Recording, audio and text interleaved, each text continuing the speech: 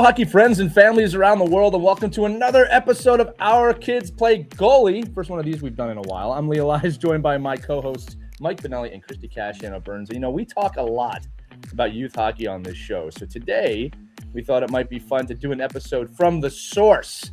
Today's guest is just 14 years old, but she's already inspiring goalies everywhere and hockey players everywhere. We're joined by Estela Vazquez, a goaltender, most currently with the Connecticut Junior Rangers, Greenwich Country Day School, and the Puerto Rico women's national team, where she was named goaltender of the tournament at the 2025 IIHF 3-on-3 Women's Series in Buenos Aires, helping Puerto Rico capture gold. I feel like I've said that once or twice on this show before. Estela's story is one of discipline, joy, and maturity beyond her years. From starting in hockey in New York City to standing tall on the international stage, today we'll explore what it's like to balance school, elite training, and pressure at such a young age, and how she's using her success to inspire the next generation of goalies, something that she's already doing. And I can speak from personal experience with Estela as a full disclosure, one of her coaches. She's an incredible human being for her age, and we're really excited to share her with you today and her expertise, like we said. So Estela, welcome to Our Kids Play Goalie. Thank you. Yeah. Estela, we like to say congratulations. We're so excited you're on the show today. And we always ask our hockey players how it all began. So we're all curious. How did hockey come into your life? And what made you decide to hone in on becoming a goalie? It's a long story, but I'll keep it short. Basically, it all started kind of when I was watching the Rangers on TV. And I was like, this kind of looks fun. And then I was watching my dad play a lot because he's a defenseman. So I was watching him. I also started as a defenseman too. And I played with the Westchester Vipers in Westchester, over like 30 minutes away from my house. And I played defense with them for a couple years. And then I saw on NHL 15, I was like, this goalie mode, and I wanted to try it. And then I figured it out, and I was like, whoa, I want to be like Henrik Lundqvist now. And yeah, so I gave it a try, and I really liked it. My parents supported me. They got me some equipment, and basically that's where I started playing goalie. I played for the Danbury Hat-Tricks. That was my first year as a goalie, and it was just a blast, and I really wanted to continue with it. Yeah, I know your schedule. I mean, at 14 years old, right? And I think, playing for multiple teams, Lee ran down, basically the programs you're working with right now. I can do it again if you want, Mike. It was a mouthful. Yeah. We don't have time. We got to try to fit this in. But, but Stella, can you talk about a little bit about I know we talk to a lot of, we work with a lot of teenagers and players that are going through the same demands as you, with school and travel and the national team and your school team and your club team. Can you just talk about, what a typical week looked like for you this winter and describe a little bit how you manage that? Yeah, so I originally started out in the beginning of the season. I was doing like a split season kind of thing with CJR, but it worked out where I didn't have to do both, because it's with my GCDS schedule. We practice almost every day of the week, and it would have been a lot. So, but I'd say like for when I was in school GCDS season, it was really just like Monday I got on the ice, like after school, I got on the ice with my team, and then Tuesday we had a team lift after school, and then Wednesday another practice, or sometimes games on Wednesdays, either home or away, and Thursdays another team practice, and then Fridays either a game or practice again. So basically we're kind of like, we're always on the ice either way, or we're always getting to hang out with the team and each other too. And then Saturday, Sunday, either a game, and then Sunday's usually a rest day, but on the ice a lot. But go ahead. No, I'm just going to say, so we know you're a budding star, and we know you're a superb, you've got your timing together for academics, and maybe just like, because we have, we have 13, 14, 15-year-olds, and you are playing on teams with older players, right, and older girls. I mean, can you just are you looking to them for a little advice, or do you look at seeing how they manage their schedule, to make sure you could fit in the academic piece of staying eligible and current and keeping your GPA where it needs to be, so that hockey then doesn't become a burden. It actually becomes something you can use to help you manage your time. Yeah, of course. I always look up to those that are older than me, because I know if they obviously have been through that before. And since they've gotten far, they know how to time manage. So yeah, I definitely look up to those that are older than me. And I feel like, they rain down kind of such like, I don't even know how to explain it, like amazing advice. And the ones that I've talked to, they've definitely helped me kind of time manage, and it's all working out so far for me. So. And we'd love to get into how you manage to stay calm in the net. Because really, I mean, you think about the task of a goalie, takes a lot of mental strength.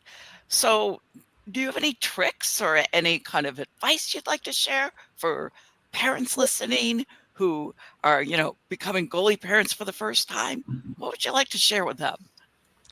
Yeah, I think the position is definitely you need a lot of, mental strength for it. So, I mean, what I do to kind of calm myself before the game is I, listen to music. I kind of like get in the zone that way, um, making sure I'm not too scared for whatever game. And I mean, I always think about it not as like a fear of playing bad, but of like what if, like, I'm kind of thinking like the happiness and the feeling of playing good. That way it drives me more into playing well. And you always want to think positive on the ice, because when you ever think negatively, it goes bad. So I mean, on the ice I also keep myself calm. I say kind of these phrases like, leave the one behind me, or like my go-to phrase is lock in. So, I say those phrases, and it really, like, just saying a couple words helps your mind, like helps your mentality change so much. It's crazy to me.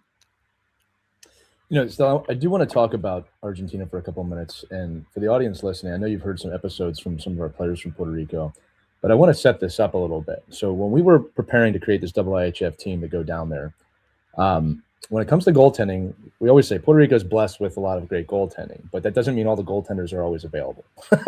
So in this situation, not that you were not on the radar, but it came to that you were going to be one of the two goalies down there. Now, at that time, you're 13 years old. Right. So as a coach, and this is what's cool about the show is we can talk about this. For me, I want to put you in a position to succeed. Right. We're going to a large place with a home crowd of 700 people, 400, 700 people, a lot of people. All right. And I'm asking you to jump in the net against some of the best teams in the world at 3-on-3 in their home arena.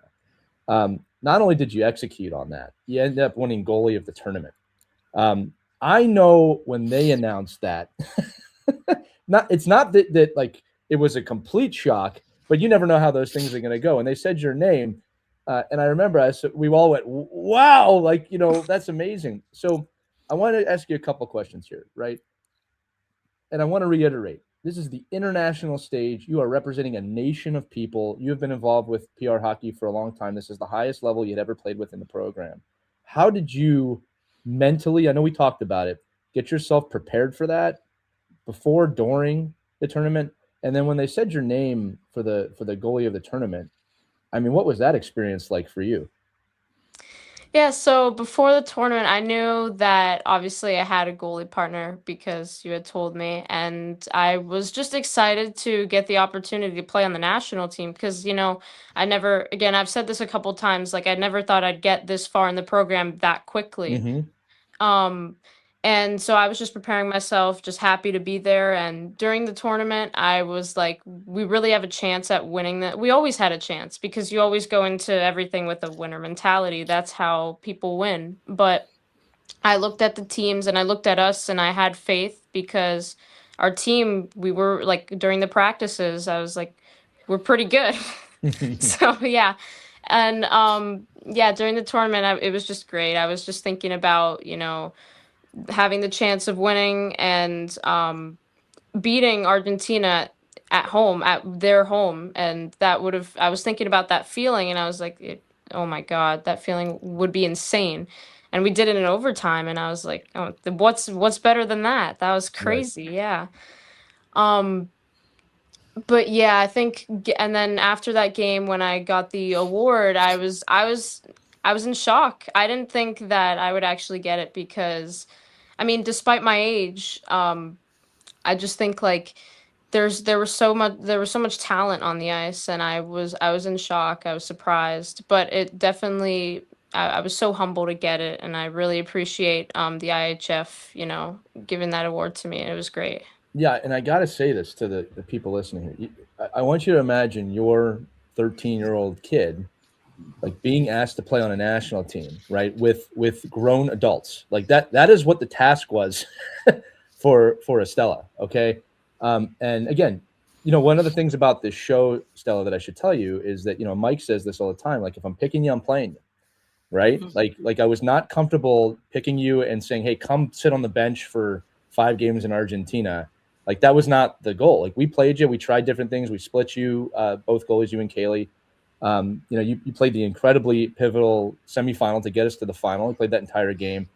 It was a lot of responsibility, and you really stepped up to it, right? I want to remind the audience, again, Estela is so well spoken. She's 14 years old, right, and able to compartmentalize this type of pressure. So that's just going to lead me into kind of a next question. I'll throw it back to my co-host after that. We talk a lot about sacrifice versus choices on this show. So something I learned early on about Estela, knowing her for several years, is that she's obsessed with this game. She loves this. She is dedicated and driven to become the best goalie she can possibly become. And she doesn't need any help in terms of that drive. It just exists in her. And we talked, Stella, about how that's really something you have to have if you want to succeed. So you are someone that I see at your age, again, I don't like to call them sacrifices, making choices to further your, we'll call it career, right, as a goaltender. Can you talk as a 14-year-old, as someone in high school, basically, of how your brain looks at, okay, I have a choice to do this with my classmates or do a goalie training session, in which you often choose the goalie training session. How does that work in your mind? I always obviously I love stepping on the ice. I love knowing that I can get better any chance I get on the ice. And I think I just love those moments because you never know when your last game could be, because people get these injuries out of nowhere, and it's just I want to stay healthy, and I want to make sure that I'm getting every moment in that I can.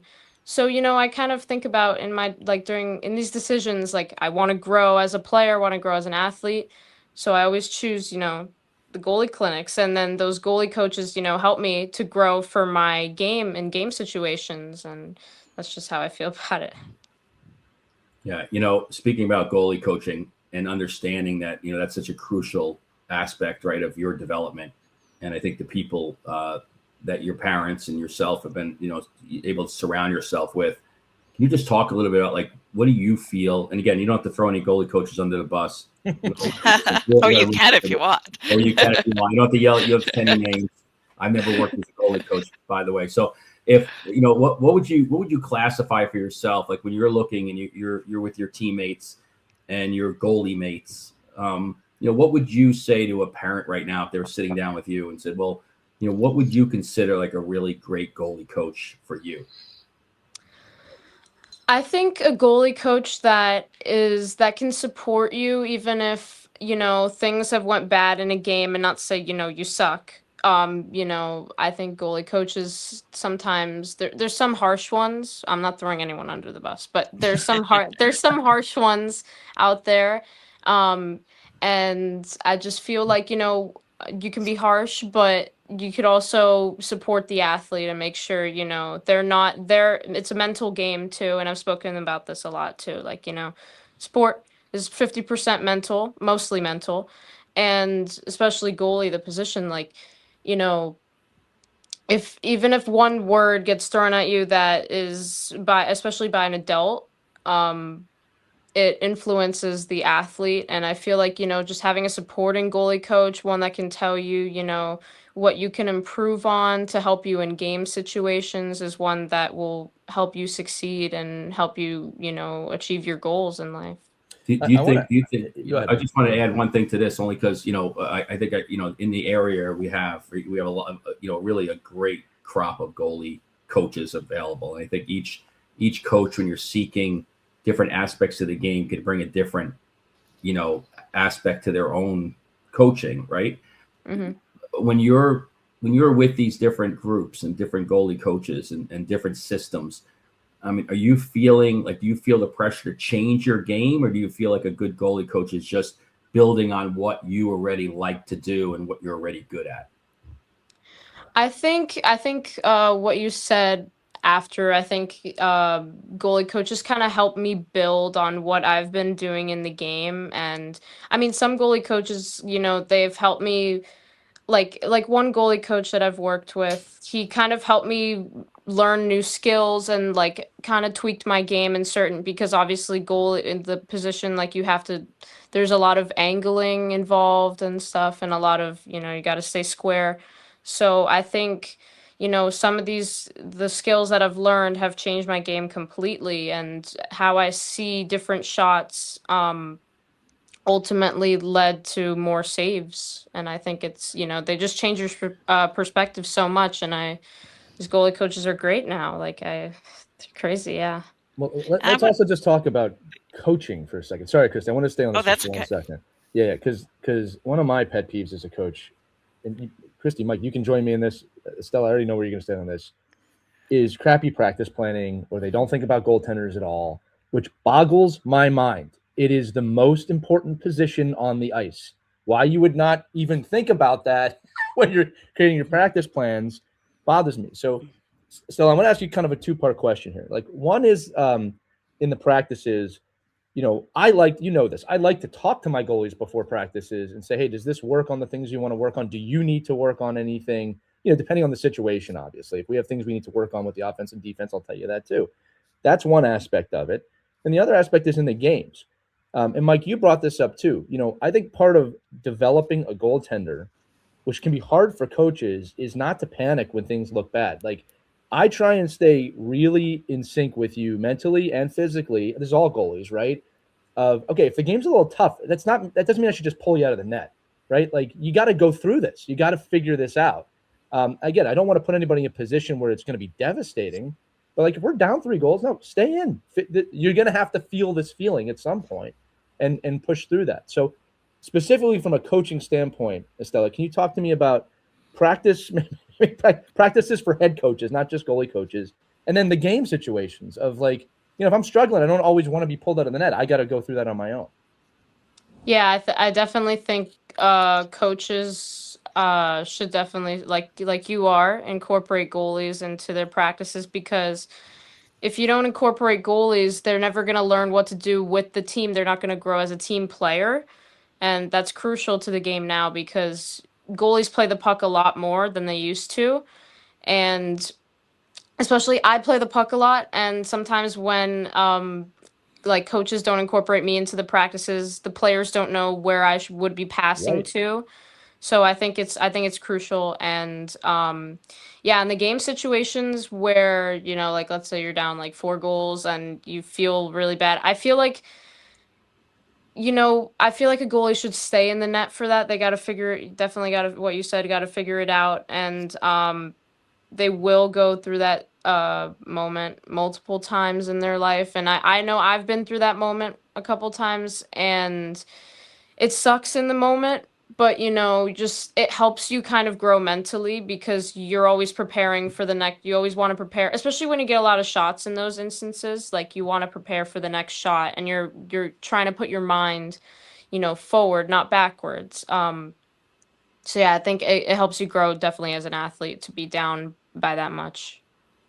I'd love to get into goalie parents if we can. Now, over the years, both my kids played hockey. I've seen some goalie parents being super supportive and kind of hands off. I've also seen goalie parents with clipboards in their hands, analyzing every shot, which ones they miss, where they go in, how how many shots they miss in a game, how many shots they save. It's kind of like obsession with some goalie parents. How much do you think it can hurt a goalie when a parent is that obsessed with their performance, acting as coaches rather than acting as supportive parents? We're not calling out your dad, by the way. Christy, that's a hard question for her. No, I'm only kidding. We just know her dad. So yeah, I mean, you can get pressure from parents, right? Too. Yeah, you're definitely right. Yeah.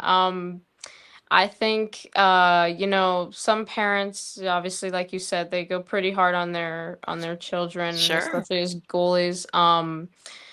But I think, it could definitely hurt the goalie because they're always thinking about, like they're never thinking about getting, praised by their parents because their parents are always going to be like, why didn't you save this? Because not every goalie's perfect. Nobody's perfect. Nobody can save every shot every game. Like you're not going to get a shutout every single game of your entire career. So, I mean, doing like definitely keeping track of like certain things, like if it's obviously like if it's a repetitive thing where like you're letting in the same goals, I think that's fine to point out.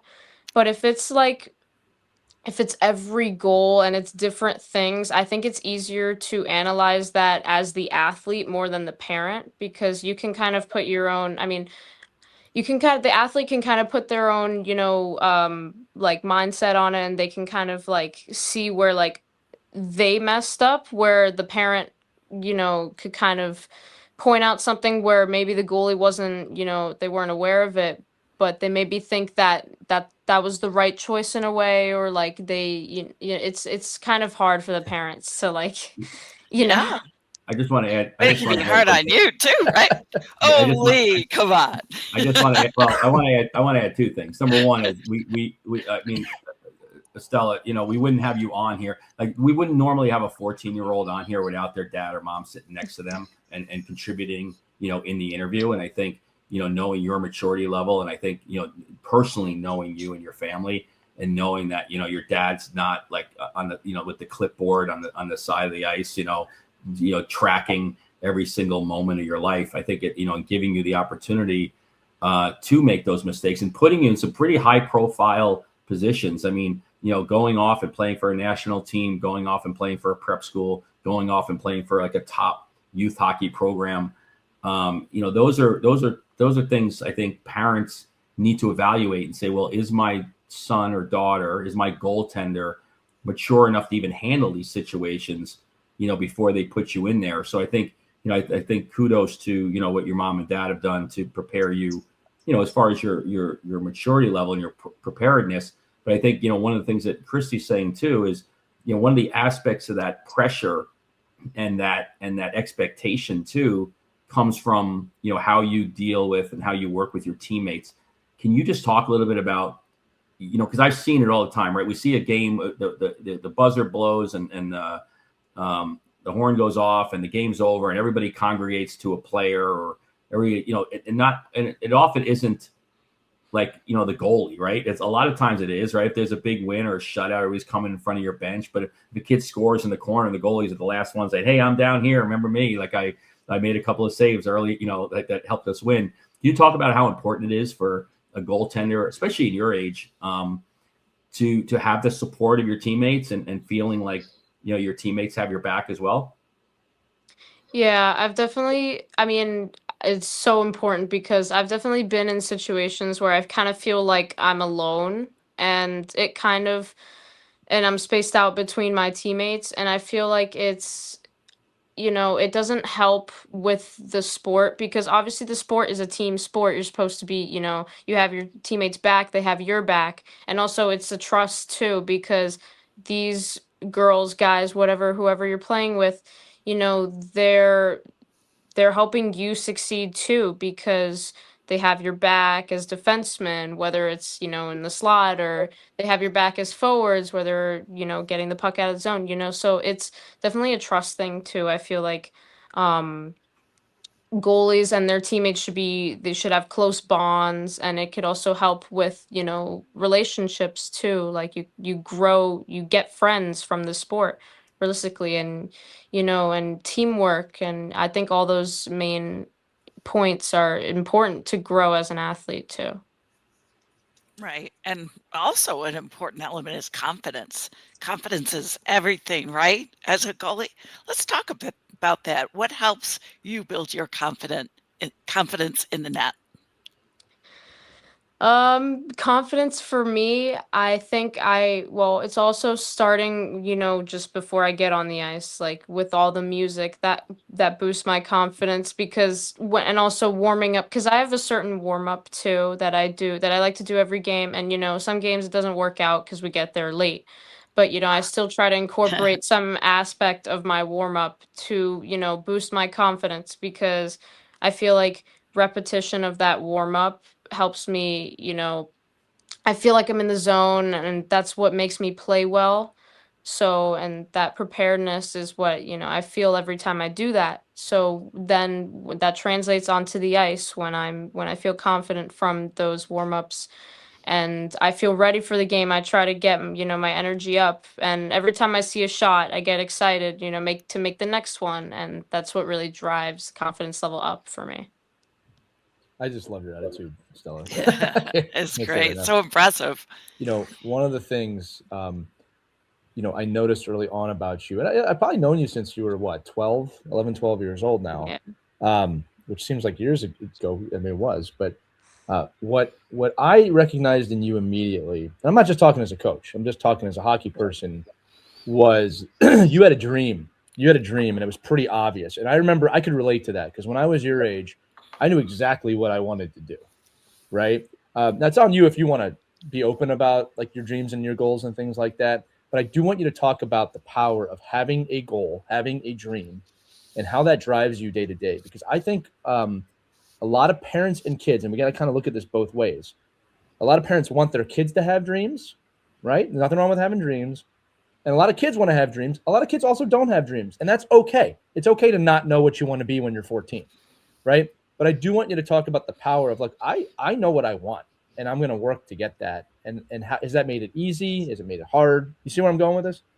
Yeah, I think having something that you're always aiming to achieve helps you because of the work you're putting in, and it all kind of translate. It's kind of like a bunch of lines connecting to one single point. You're putting all these pieces together, and you realize, like, if I do this, I really could succeed. And having that goal is just a feeling like it'll be, you're thinking about that, like that great feeling and that great achievement that you want to accomplish. And I think having a goal in life, it just drives everything that you're doing now. And you see kind of like the other side of it too. Like you see how like everything in the process will come together, and you kind of see you're kind of open-minded about it too, because even if you don't like going, let's say you don't like going to like a certain clinic every day, you don't like the people, but you see how you're going to see, if you have that goal, you're going to see how this will help you in the long run. And I think it's just, it changes your perspective completely. I want to ask you too about a couple athletes that you look up to, right? I know you're a huge pro hockey fan. That's something we know about you. We know you love Aaron Frankel, Igor Shesterkin. For those of you watching this episode, you can see her Instagram handle is actually Shestella, which is a funny play on words there. What's about their games, their personality that inspires you? And how do you learn from watching, pro goaltenders play? I really love, it's mainly just Aaron Frankel and Igor Shesterkin, because those are obviously the two that are in the top leagues, and that they're two people that I really enjoy watching. I love their style of play. And I kind of analyze what they do off the ice and what they do on the ice. And yes, that, like, that is kind of broad, but I mean more like their attitude and how they go into things, and on the ice how that translate, and how they hang out with their teammates, how they support each other too. And then I also, as a goalie, I see kind of like, I see their positioning, and then I see how well their skating is. And the skating definitely helps with, the whole position, because that's basically what you're doing as a goalie. You're skating a lot.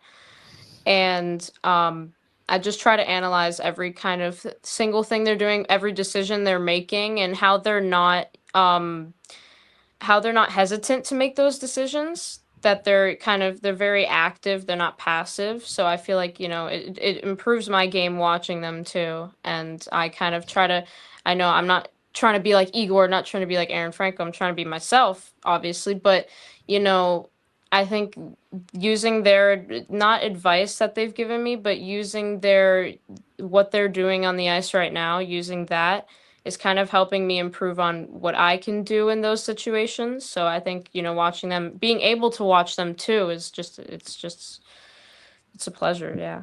I'm wondering too, obviously as a student of the game, I mean, we've seen you, just, being able to be in a situation where like you just described, you're watching other athletes, you're watching, from the women's side and the men's side, these are world-class athletes that are developing habits and, developing routines and developing the things that make them or help them, find success in the game. What do you think as you're going through this process right now of, maturing and growing, as a young lady and in the sport of hockey? Are there any, things that you look for as an athlete right now that you want to make sure that that you're being aware of, as far as overuse injuries, overtraining, undertraining? Are these things that you think about and discuss with your goalie coaches and your parents and your regular coaches, just as you lay out? Because it is a long, you're very at the beginning of your career, right? Although it seems like to Lee, like it sounds like you played for 17 years, but I think but there's a long road, right? And what are you doing to prepare for that road? Yeah, I'm definitely keeping track with my parents of how much I'm working myself. I want to make sure, like you said, overworking. I want to make sure I'm not, um, stepping on the ice every day is great, but I feel like it matters most what you're doing on the ice rather than you're just stepping on the ice. You want to make sure you're pacing yourself, because if you overwork yourself, and I've gone through this, I've pulled my groin almost twice. And that was a result of me overworking myself over the spring. And I think you just really got to pace yourself, make sure you're staying healthy, eating correctly, making sure you're stretching too, keeping those, a healthy body definitely translates too, because seriously, like, an injury can ruin your career. So you want to make sure you're. Yeah, I think insert Sensorina commercial here. Yeah, right. So it's just, I was just gonna say that there's a great movie in the late 1900s, Stella, that I'm sure you haven't seen, called When Harry Met Sally. Yeah. All right. It's and all the adults will know this movie, right? Not saying you're not an adult, you know what I mean. Anybody over 40 knows this movie. And there's a great line at the end of this movie where follow me, everybody. The two main characters fall in love. And one of the main characters says, when you realize you want to spend the rest of your life with somebody, you want the rest of your life to start pretty much right away, right? And that is true of spending your life with somebody. It's also true when you realize what you want to do, right? You want to rush and get there as fast as possible. So I actually really love that you just said this. This is a really important message to the parents and the kids listening too. There's a speed you can go at, but if you push it too much, you will hurt yourself. And you will stunt your growth, right? And it's like, yeah, you want it to start right as soon as possible, but that journey, first off, the journey is the gift, all right? And like, the older you get, the more you realize that, all right? But that journey is a process that you have to also embrace, and you're really doing that. So, sorry, Christy, I just wanted to make sure. Oh no, I thought it was a good reference. Yeah, it's great, and I want her to continue with this good messaging, which I'm sure she's going to do this weekend. You're visiting a 14U team in Danbury, right? What else are you going to share with those kids? And I'm sure you're going to have your medal with you too. I would think they'd all like to see that.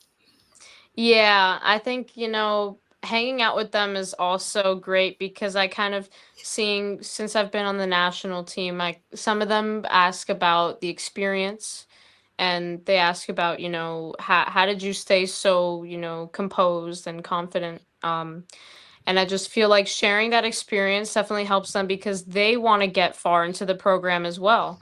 And they want to succeed in pre-ha as well. So I feel like, that experience being shared helps them grow for their goals, and it helps them, see also all the perspectives behind getting that gold medal that we just got. So I think it's I'm great. so impressed that you find the time to do this with your busy schedule, that it's important to stop a moment and share what you've learned with others to help them exceed. What a great assist you're giving to those young players. Yeah, Christy, I'll add to that and I'm going to say it like this. If I accomplished what she accomplished when I was 14, I don't think I would have done the stuff that you're doing still. I don't think I've been going to school. I think I've been flaunting that thing like not in a very immature way is the way I think I would have said it. Because it's a big deal. And again, we talked about choices, right? You made a choice to inspire the next generation of kids. Now, one of the things we do talk about with the national team all the time is that responsibility of, hey, this is not about you or me. It's really not even about us, right? It's about the nation, right? It's about we're representing a people, and you've always had a grip on that, like always since the day I met you.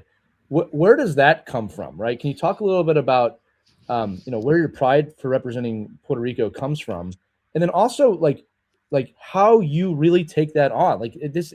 Again, I can't express it to the audience enough. You take that so seriously, whether you're playing on a youth team a few years ago or a national team. You've always had pride in that.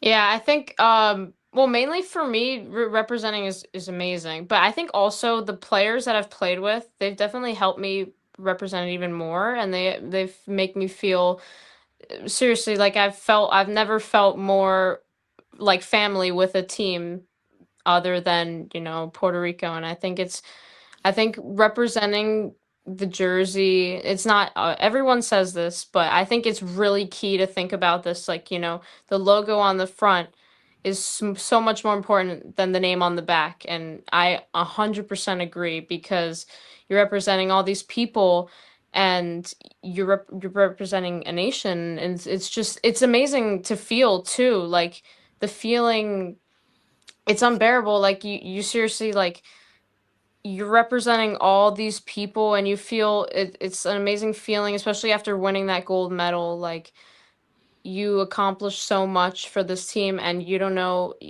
obviously, the what was it, the governor of Puerto Rico, Yeah. or Yeah. they reposted all that, and it gets the word out, and also helps people. I'm sure it's definitely helped people get into the program too, because once they hear about this, I mean, obviously I've spoken about this before, like the main goal is to get more people to the program, and I think that win also helped us do that too. So I feel like, representing and then winning definitely helps the program grow, and we're going to keep going. Well, I can tell you right now that when the USA women won the gold medal, they hit 100,000 new registrants, registered female hockey players right away. And we hit 100 registered female athletes right away as well, which, for those who are listening, that's a lot of female hockey players that have Puerto Rican heritage or come from the island. It's an amazing number when you think. If I told all of you listening, oh yeah, there's 100 women that play ice hockey that are from Puerto Rico, you tell me I'm crazy, right? But Stella, you've played a big part in that. The team has, the entire association has. And that's one of the fun parts, is growing. And I do want to make a note here for everybody. And this is not so much about Puerto Rico right now. This is about Stella's attitude, right? She just told you that it's part of it is growing the program, which means potentially bringing in competition against herself. And she understands that. We've had conversations about that. And I've said it earlier in the episode. We have a lot of goalies within Puerto Rico hockey, right? It's that, again, Stella, I'm paying you a compliment, but for the audience, I'm trying to make this a bigger thing. We're so competitive in this sport and pointing fingers at everybody else of my kid's better than your kid and all these things. There's a kid telling you, no, I just want to grow the program. All right? Because if we grow the program, everybody wins. Man, what a refreshing take. Right? Christy, Mike, I mean, that's pretty so refreshing. We don't hear it enough. I think for the other goalie parents out there too, that you and Stella knows this, right? And is that you can't sharpen unless you're being sharpened. Like you have to find competition. Like you have to, if you really truly want to be the best player in your age and in your division and in your league and in your country, then you need the other best players driving after you and chasing you and hunting you down. And if you're fearful of that and you shy away from it, you're just not going to be that player anyway. So I think it's and I think for goaltending, it's such another level of that, because it's not, you go into practice, and if you don't have somebody breathing down your neck in the other net, like you can't sharpen your own skills. That latency becomes a real detriment to your development. And I think, the younger you can find that out, and the younger, like, and it's parents that put their children in a team where they feel like, the only goalie getting the most time is the best situation. That's ultimately not going to get you where you need to get to, because this is really the one position that you have to have that competition really going after you every day. And I think, Stella, you obviously have the maturity to handle that. And I think these coaching staff around you knows that the better players we can get to compete against her, the better we're going to make, our goalie. So, Stella, look, last question from us. You've been really gracious with your time on a weekday. When we mention your resume at the start of the episode, it sounds like we're talking to someone who's been playing for 20 years. But again, you're 14 years old, right? You've achieved so much already. Like, what's next? What is your goals for the next few years, both on and off the ice? Like the story continues, right? Like, what's next for you? Yeah, I think my main goal right now, obviously I'm in prep school, try to keep excelling when I'm playing prep school and embracing every moment, growing as an athlete, maturing. Those are all main things I want to look at in the next couple of years. And then for college, and my main goal is D1, and I want to make sure, keep pacing myself, not overworking myself, but I think just keep growing as an athlete and growing mentally is definitely two of my big main points.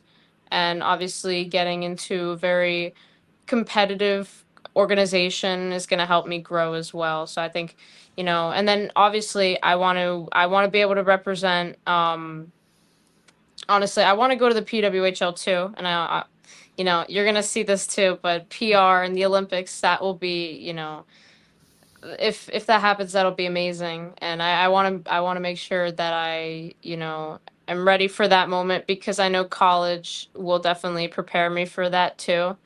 And I just want to, embrace the journey, embrace the moment, every moment I can.